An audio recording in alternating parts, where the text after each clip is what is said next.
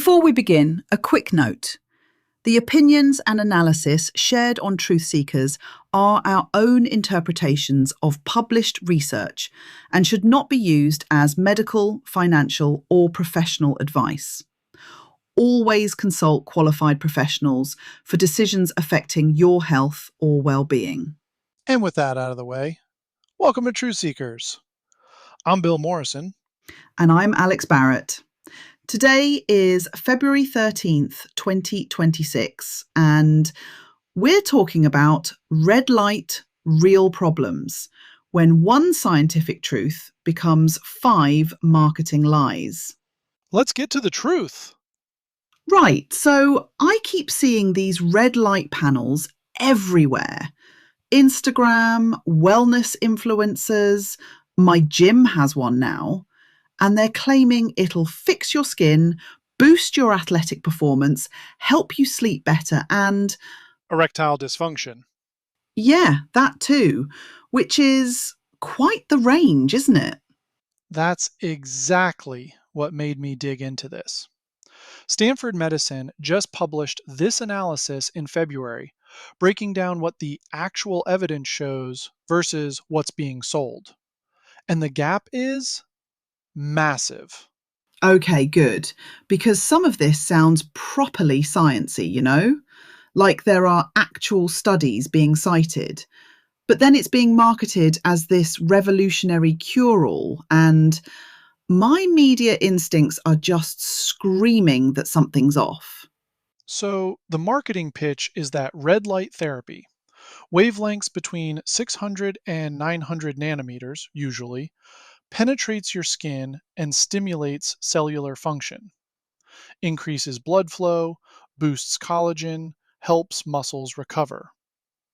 And because those mechanisms sound plausible, all the claims get bundled together like they all have the same evidence base. Which is brilliant marketing, actually. If I tell you it works for your skin and your hair, and I've got studies for that, then when I add, oh, and also your athletic performance and sleep, you're already primed to believe me. You've stopped questioning. Right. So Stanford brought in 4 different specialists to review this: dermatologists, a sleep expert, sports medicine physician, had them each look at the evidence for their specific areas. And? Wildly different conclusions depending on what condition you're talking about. Huh. Okay, so what actually has evidence? Hair growth and skin rejuvenation. Those two have fairly robust support according to the dermatologists, Dr. Zakia Rahman and Dr. Noor Kibbe. There's a controlled trial from 2014, 136 people, wavelengths between 611 and 650 nanometers, twice a week for 4 months. Right. Collagen density increased significantly, measured with ultrasound, so it's objective. Skin roughness improved. About 69 to 75% of treated subjects showed improvement in wrinkles. They had blinded experts review photographs who confirmed the changes. Okay, so the skin and hair stuff actually has decent evidence behind it. Wait, that's actually quite solid. I was expecting this to be complete rubbish across the board. No, that's what makes this interesting. There's real science here for specific uses. But here's the first caveat that never makes it into the marketing. Dr. Rahman specifically noted that when people stop using red light therapy, the effects stop. It's not a cure, it's not permanent. Oh, that's a completely different value proposition. I thought you were buying a device that fixes the problem. You're buying a device that manages the problem as long as you keep using it. It's a subscription model, basically. Right, but what about all the other claims? The athletic performance, sleep, erectile dysfunction. Those are the ones I see all over social media. That's where this falls apart. Stanford's sleep specialist, Dr. Jamie Zeitzer, and their sports medicine physician, Dr. Michael Fredrickson, Both reviewed the evidence for their areas. Their conclusion? The data to support red light efficacy for either is lacking. Hang on. So we go from fairly robust evidence for skin and hair to the data is lacking for athletic performance and sleep. Completely different evidence bases. But surely there must be something they're pointing to. You don't just make up claims out of thin air when you're selling a medical device. So here's how the extrapolation works. Red light therapy increases blood flow through vasodilation. That's proven. And that increased blood flow helps hair follicles get more nutrients. Also proven. But then the marketing says, well, if increased blood flow helps hair, it must help athletic recovery too. But nobody's actually tested whether it works for that. Right. It's the same mechanism, different application, but no actual studies in humans showing it helps athletic performance. And erectile dysfunction, chronic pain, dementia. What about those? Stanford said, and I'm quoting directly, none have any scientifically validated results. Right, okay, so it's interesting science that deserves more research, but it's being sold like the research is already done. With dementia, for example, there are over 100 animal studies, mostly in rats, that show some promise. But in humans, maybe 3 or 4 small studies. We're talking 32 to 53 patients. And the researchers themselves, in a 2024 review in Alzheimer's Research and Therapy, said we need large scale, methodologically rigorous, randomized controlled trials before we can confirm this works. Hmm. So it's a research direction, not a treatment. But wait, you said the skin and hair stuff has good evidence. How good are we talking? Because fairly robust from Stanford dermatologists, that's still different from like actually recommending it, yeah? The 2014 study was controlled, decent sample size, objective measurements. I'd say it's solid enough that if someone wants to try it for those specific uses, they're working with actual science. Okay, but here's what I want to push back on. You said there's this caveat about the effects stopping when you stop treatment, but there's another caveat, isn't there, about the devices themselves? What do you mean? The study used clinical grade equipment, right? Professional devices. But people are buying home devices online. Are those the same? Oh, right. No. Professional devices in dermatology offices deliver 5 to 13 milliwatts per square centimeter of power. Home devices are often 1 to 5. So you're getting maybe a third of the power. Yeah, potentially. But the marketing shows the clinical studies and sells you the home device. That seems like a pretty big problem to me. I mean, it's a limitation, sure. But if someone's getting even partial results, No, hang on. If the evidence is based on clinical devices delivering what, 5 to 13 milliwatts, and you're buying a home device that puts out 2, you're not using what was studied. You're using something different and hoping it works. that's fair. And nobody's putting that in the product description, are they? No, they're not. Stanford's dermatologist actually said clinic delivered red light therapy will almost always be more powerful than any at home device. So you're right, that's a significant gap between the evidence and what's being sold. Thank you. Because I feel like that matters quite a lot when we're telling people the evidence is fairly robust. No, you're right. The evidence is robust for clinical grade treatment. For home devices, we're in murkier territory. Okay, so where does that leave us? Because I don't want to tell people that red light therapy is complete rubbish if there's legitimate evidence for some uses. But I also don't want people dropping hundreds of quid on a panel thinking it's going to fix their sleep when there's no evidence for that. Right. I think the honest version is this. Red light therapy at specific wavelengths in clinical settings has shown modest but real improvements for hair density and skin texture. If you're using it for those things, you're working with actual science. but you need to know it requires ongoing treatment, and clinical devices are more effective than home ones. And everything else is either completely unsupported or in the very early stages of research. Athletic performance, sleep, data's lacking. Erectile dysfunction, only studied in rats. Dementia, small preliminary trials that need much larger follow up. And the mechanism matters here. Just because vasodilation helps hair follicles doesn't mean it helps muscle recovery or sleep or erectile function. Those are different biological systems that need their own evidence. This is one of those things that frustrates me about wellness marketing. There's a kernel of real science. The skin and hair stuff is legitimate. But then they build this whole pyramid of claims on top of it, and people can't tell where the evidence stops and the speculation begins. And then when someone pushes back, the response is, but there are studies.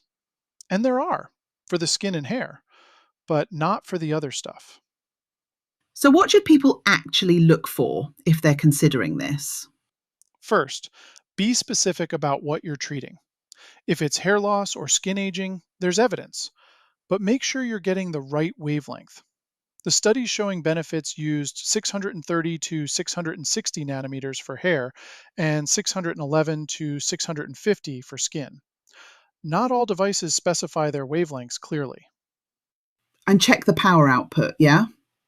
If you can, clinical studies use devices delivering at least 5 milliwatts per square centimeter. If a home device is putting out 1 or 2, it might not deliver the same results.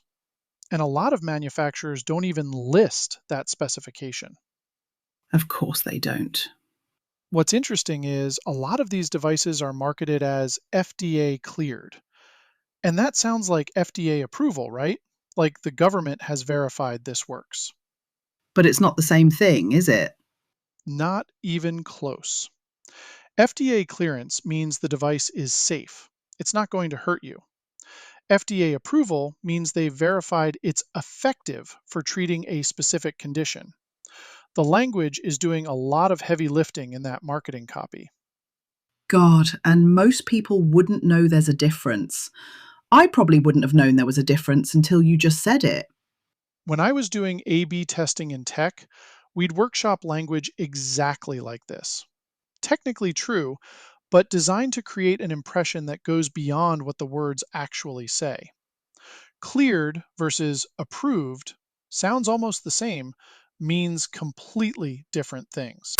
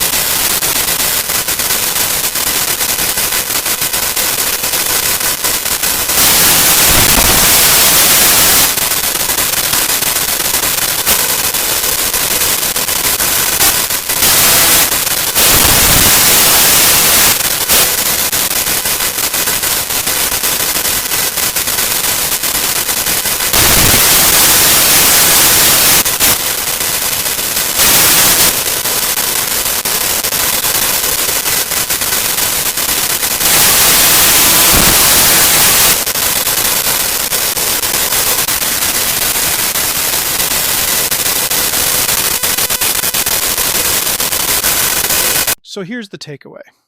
If someone's pitching you red light therapy, ask them which specific condition they're claiming it treats. Then ask what evidence supports that specific claim. Not red light therapy in general, that specific use. Because the evidence is not one size fits all. And be deeply skeptical of cure-all marketing. When one technology is supposed to fix your skin, your sleep, your athletic performance, your hair, and your erectile function, that's a red flag that someone's extrapolating beyond the evidence. The science here is actually interesting. The skin and hair stuff is real.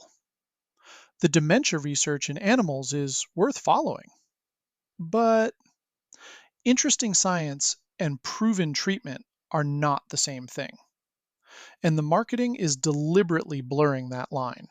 Red light therapy, not a scam, but definitely not what's being sold. Check the evidence for your specific use, not the bundle of claims. And remember, FDA clearance means it's safe, not that it works. That distinction matters. Right. Thanks for digging into this one with me. This is exactly the kind of thing where the truth is so much more complicated than the headline. That's why we're here. Right. That's all for today's dive into the data. Just remember, everything we've discussed is our interpretation of published research and shouldn't replace professional medical advice. Absolutely. If you're dealing with health or mental concerns, talk to your doctor, not just us data nerds on a podcast. I'm Alex Barrett. And I'm Bill Morrison. And we'll see you next time on Truth Seekers. Until then, question everything. But verify with data.